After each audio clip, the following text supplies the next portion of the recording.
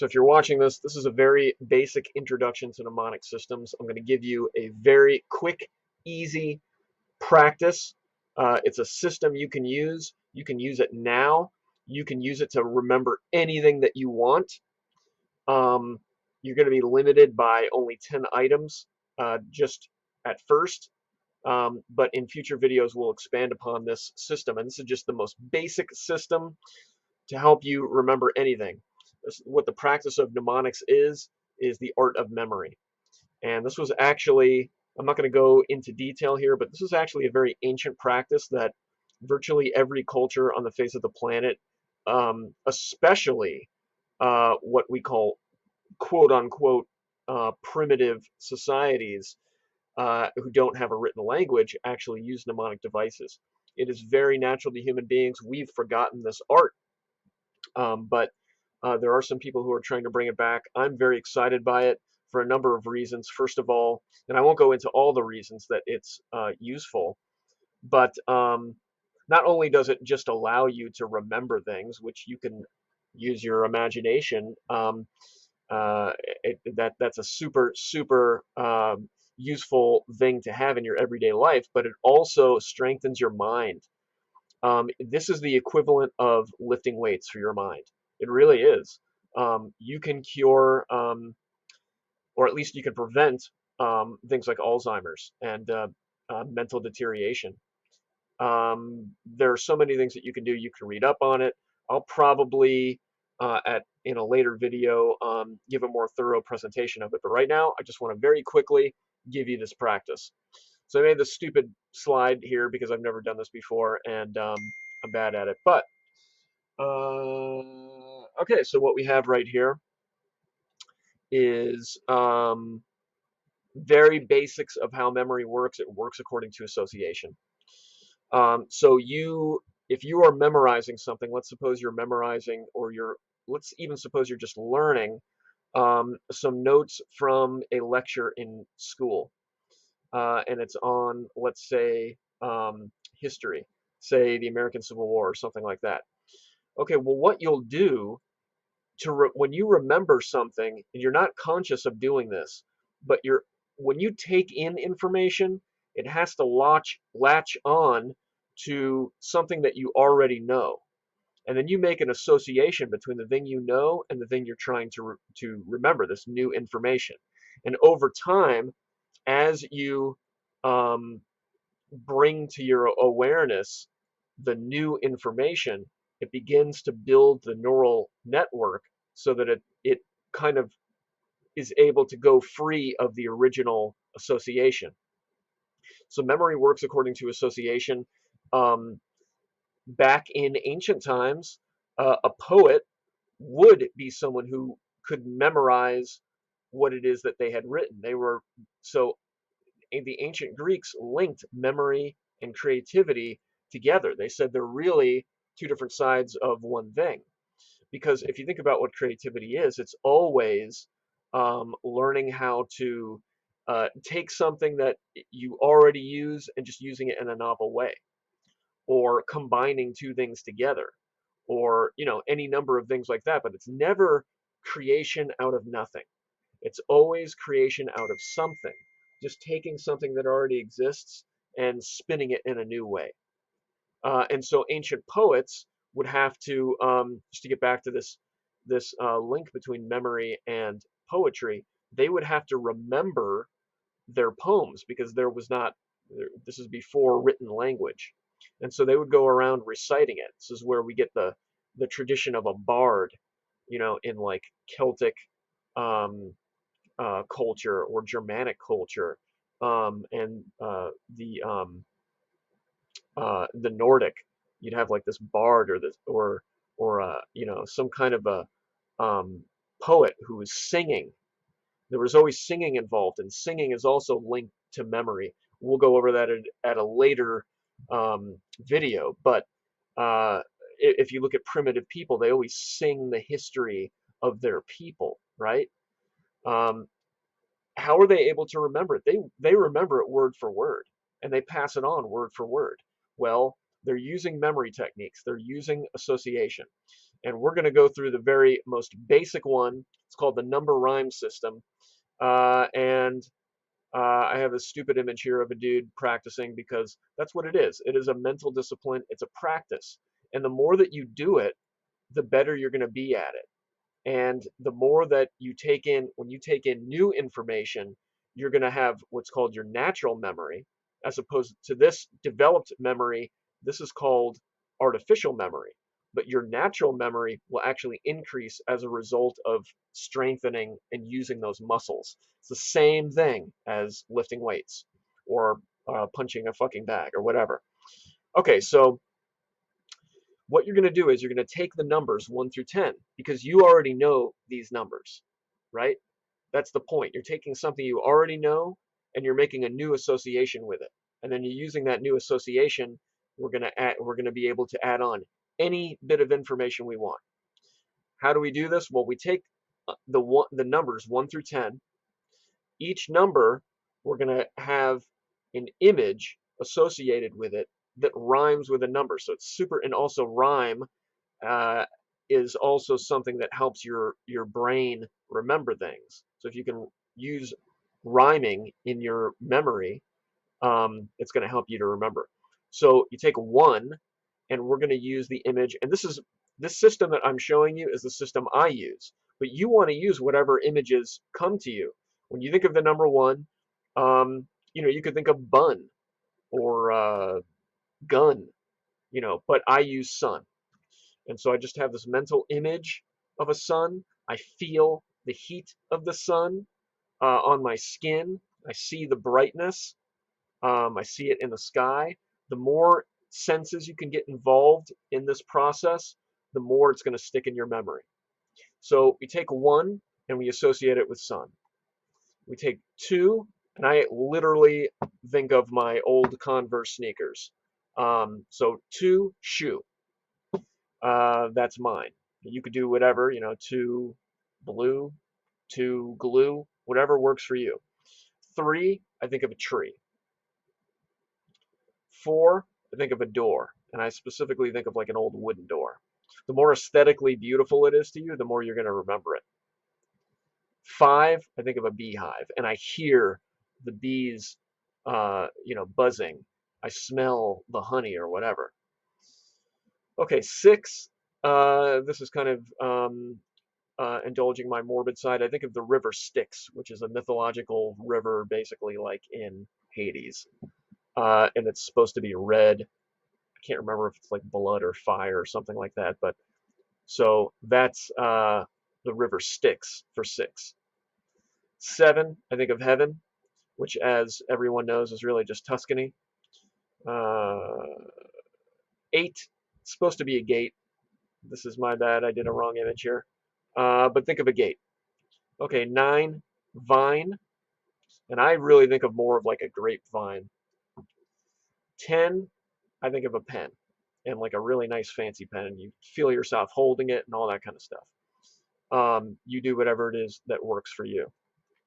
So we're going to, real quick, I know you can't see this, you just have to trust me here, but you can do the test for yourself. So here's what you want to do. You want to take out a piece of paper, you want to write 1 through 10, and then write the particular image that rhymes with your number that you want to keep as your image.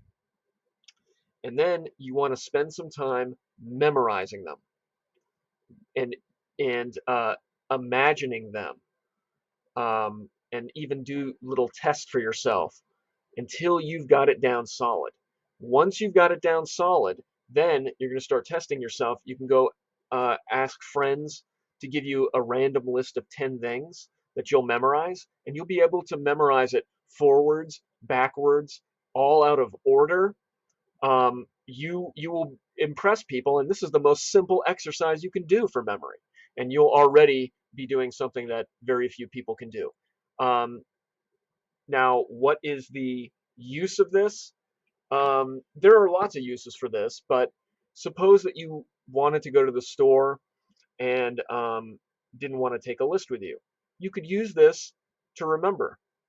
Now, we're going to go through how it is that you would actually use this. Okay, so you can't see this, you'll have to just take me on faith here. But what I'm doing is I'm going through the last book I just finished called The Club Dumas, and I'm turning randomly to different pages, and I'm going to take the first noun that I see, and I'm going to memorize it. I'm not writing anything down. Of course, you have to just trust me here. I'm going to use my system. Okay, so the first word that I see here is trial. So I'm going to take the image sun, and I'm going to associate it with trial. How do I do that? Well, I'm going to think of a trial case. And the more ridiculous this is, the more it'll stick in your mind. I'm going to think of a trial case happening in a courtroom, and all of a sudden, the sun explodes into the trial case, and it burns everyone alive. Okay, so I guess they were guilty. So that's how I'm going to remember that. Now, for my second one, I see square. So I've got shoe is my image, and I want to try to remember square. How am I going to latch square onto shoe? Just be creative. So I'm going to think of myself wearing Converse sneakers, but they're in the shape of a square. They're actually like squares that I'm standing on. Okay, now 3 is we're going to do the main character's name in this book is Corso. So 3 is tree. I'm gonna have an image of this character. Corso, he's a Spaniard, so I'm just gonna think of him as kind of a darker kind of dude. Kind of looks like me, I guess. I'm an Italian, and he's climbing a tree, and that's it. Okay, simple as that. For 4, remember 4 is door, and the first word that I see is man. So I'm going to envision actually a door with a men's sign on it, or a man sign like it's a bathroom. Okay? Um, so 5 is hive. And the next word we have is printer. So I'm going to imagine um, a printer with a bunch of bees coming out of it. Instead of paper being printed, it's a bunch of bees are flying out of it and attacking somebody trying to make copies. And always put yourself in the first person there, so if they're attacking me. Okay? 6 is sticks, and our word is Lucifer. So, and that's totally random, but okay, Lucifer. So that works. Just imagine Lucifer swimming in the river Styx. Okay? Easy. 7 is heaven, and the next word that I have here is screen. So I'm going to imagine in heaven they're showing a screen, a movie on a screen, and let's just say the movie is I don't know, Harry Potter. They're watching Harry Potter in heaven. Okay, so that's it. Now for 8, we have gate, and the word that I see right here randomly is cigarette. So I'm going to imagine myself opening up a gate, and there's a giant pack of Camel cigarettes. Now I don't smoke cigarettes, but that's just what I think of when I think of cigarettes. It's like Camel cigarettes, and there's like this giant pack. I guess actually it's Marlboro because it's like red in my mind, like a red white package. Okay, now 9 is vine, um, and the word that I see here is home. So we're going to imagine my home, where I live in Athens, is covered in vines. And that's how I'm going to remember that, so that the word is home. And that's 9. So 10 is Abraham. So 10 is pen. I'm going to imagine Abraham, the father from the biblical patriarch, if you're familiar with your Old Testament. Abraham is writing down the Pentateuch, which is, he supposedly, by legend, wrote it. He almost certainly didn't, but that's the legend. according to the tradition in Christianity and Judaism. Um,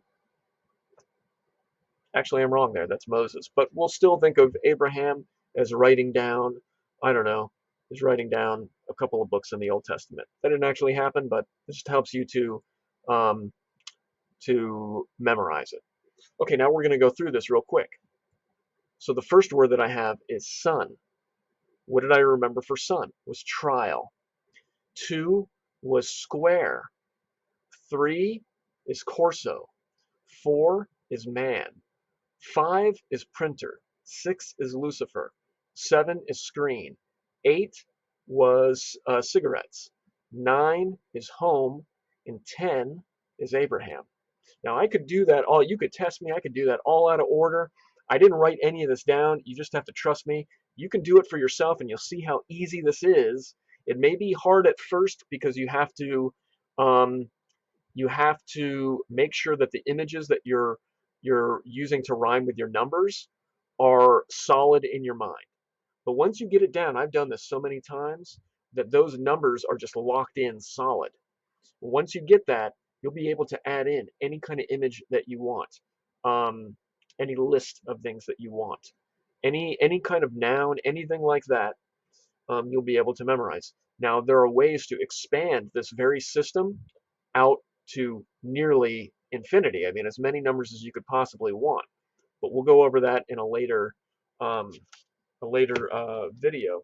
But for right now, that is the most basic way to begin mastering your memory.